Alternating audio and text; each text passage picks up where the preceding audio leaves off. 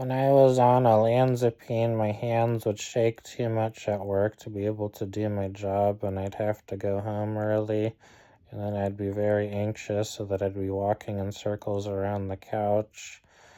The olanzapine, I think, causes more weight gain than all the other medications for bipolar disorder. And then I couldn't really sleep very well on the olanzapine, so it caused a lot of anxiety, and then I'd be pacing in circles, unable to sleep. So I was having insomnia on the olanzapine, or I'd be trying to sleep, but I couldn't. And then I'd be in a lot of distress all the time on that medication. And it didn't really seem to work with my symptoms neither, so it wasn't really treating my bipolar disorder. It wasn't really helping. And then I remember watching North Korean videos on the olanzapine for some reason, trying to relax. And then I couldn't really sleep, and I didn't feel like I could really fully wake up either on the olanzapine, so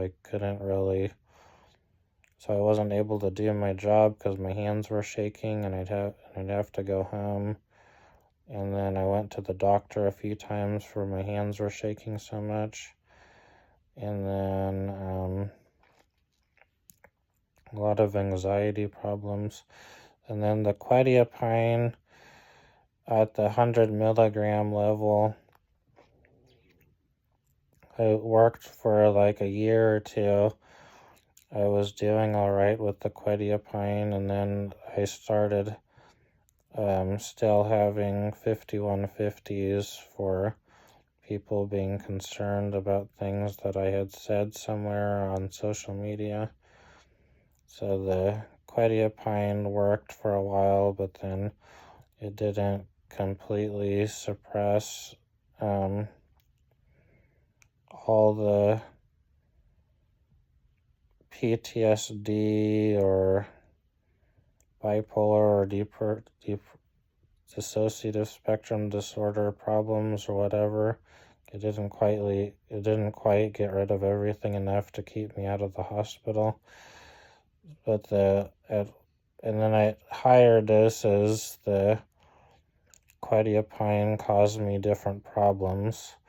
And then the perseris, long-lasting injectable of the risperidone, is what I'm currently on for several months. And then so far I've been feeling not too bad on it, and my hands haven't been shaking hardly at all. There's only been like a couple instances of my hands shaking a little bit at my work, but not enough to make it so that I had to go home.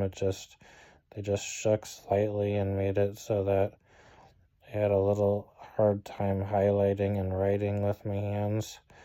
The injectable version of risperidone is supposed to have less problem with tremors in your hands than the pills version, I guess. And then I was only on the pills version of risperidone for 2 weeks or so in a hospital. So those are the main medications that I've been on so far. And the long-lasting injectable and the quetiapine, I'm able to sleep good on both of those. And so that's mostly my personal experiences with these medications.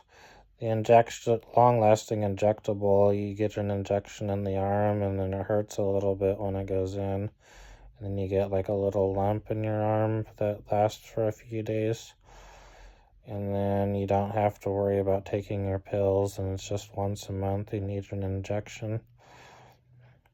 So those are the differences between the main medications that I've tried so far for bipolar disorder.